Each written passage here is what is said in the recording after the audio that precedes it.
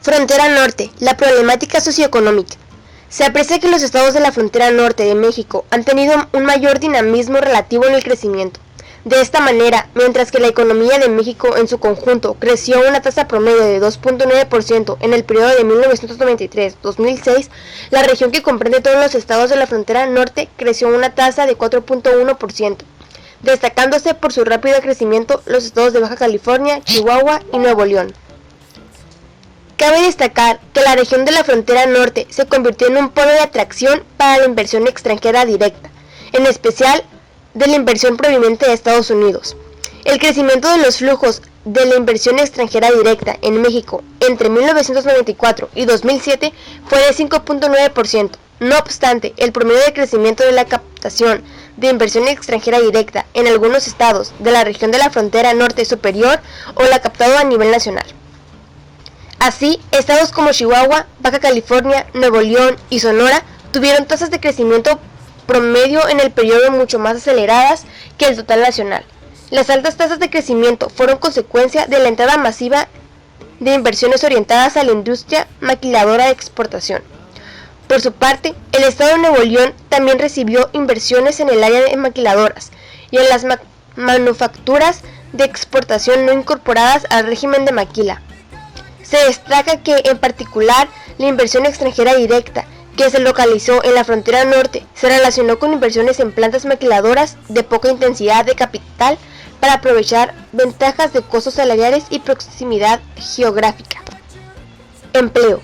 Una característica del empleo en la frontera norte se refiere a su dinamismo en el sector manufacturero, con base en los censos de población de 1980, 1990 y 2000. Se aprecia que la participación de la fuerza de trabajo en el sector manufacturero en el ámbito nacional se elevó de 11.7% en 1980 hasta 19% en el 2000. No obstante, la región fronteriza de México, compuesta por ciudades que se encuentran en la línea fronteriza o a menos de 200 kilómetros, mostró un mayor dinamismo, pasando de 15.5% a 34.6% del total del empleo en la región en el mismo periodo como resultado del platón de crecimiento. Se aprecia que el mercado laboral de la región de la frontera norte de México se presenta características diferenciadas respecto al resto de los estados.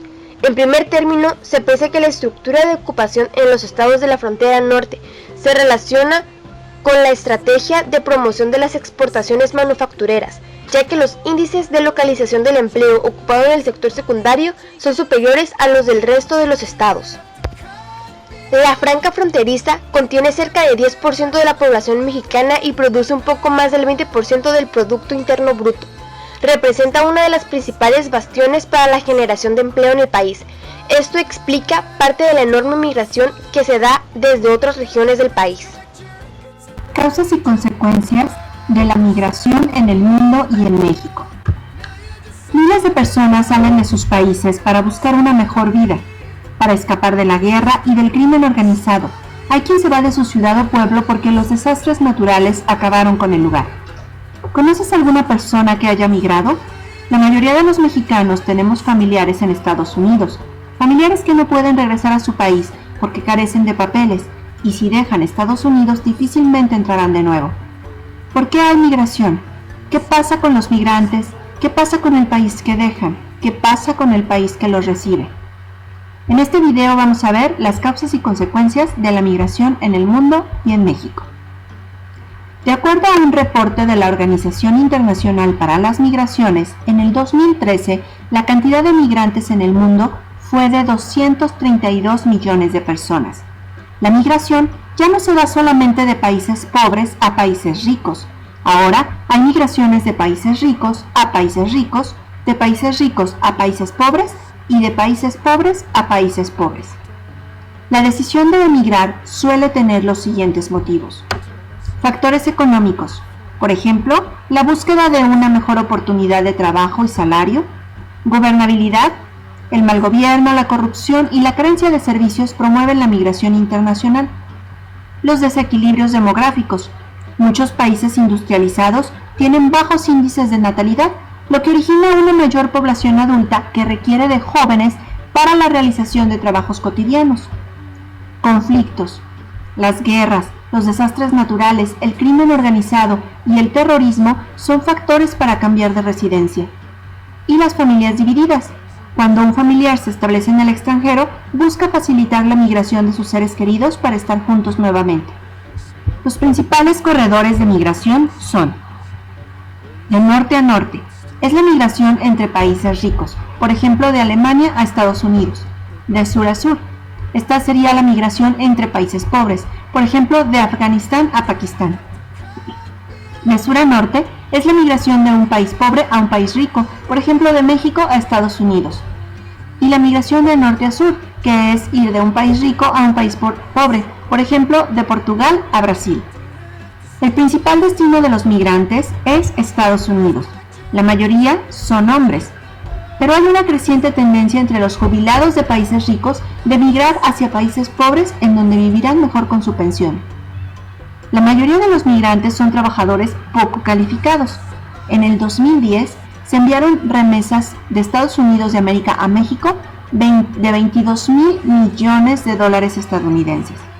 Y la migración hacia China va en aumento.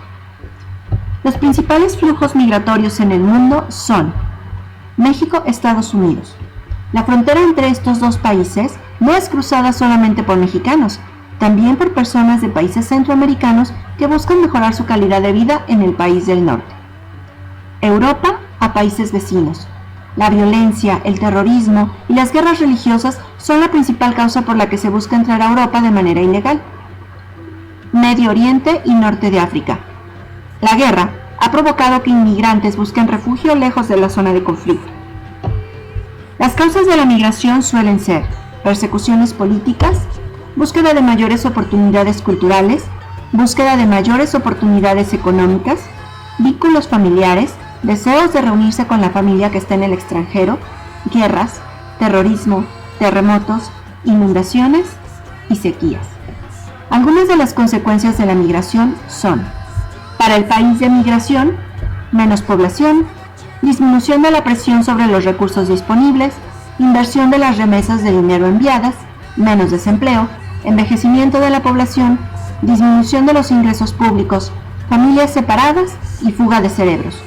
Para el país de inmigración, población más joven y dispuesta al cambio, mayor mano de obra, innovación tecnológica, diversidad cultural, aumento en el consumo, mayor diversidad política, religiosa y lingüística, creación de barrios segregados y marginales, aumento en los servicios públicos y disminución salarial en algunos sectores.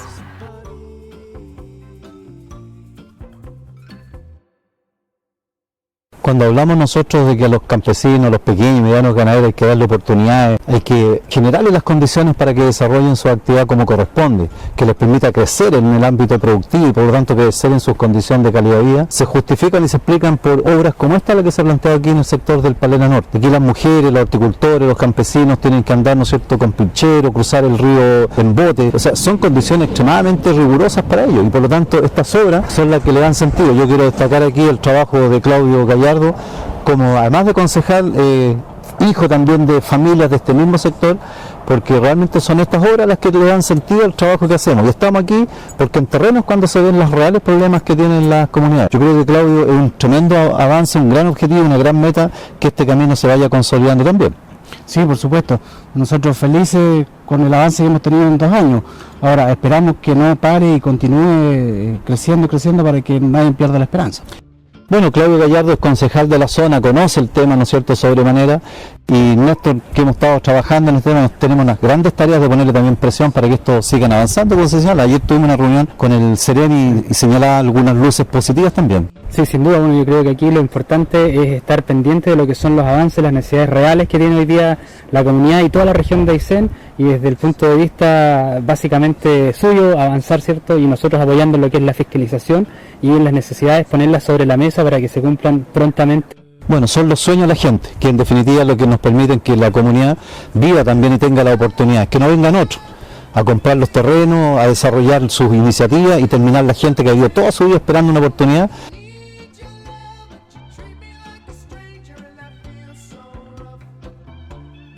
El patrón de asentamientos humanos de los estados de la frontera norte se caracteriza por la gran concentración de población en unas cuantas ciudades.